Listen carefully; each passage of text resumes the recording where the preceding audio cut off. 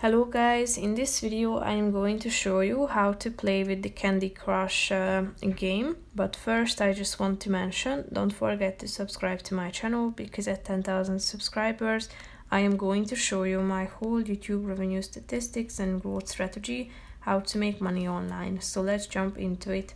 First of all, open the application on your phone. Tap on the map icon down below, which is the first option, and click on the current level you are in. Then tap on the play button in the middle of the screen. So you have to drag matching candies to make a row. 3 candies will make the magic and they will disappear, thereby scoring you points.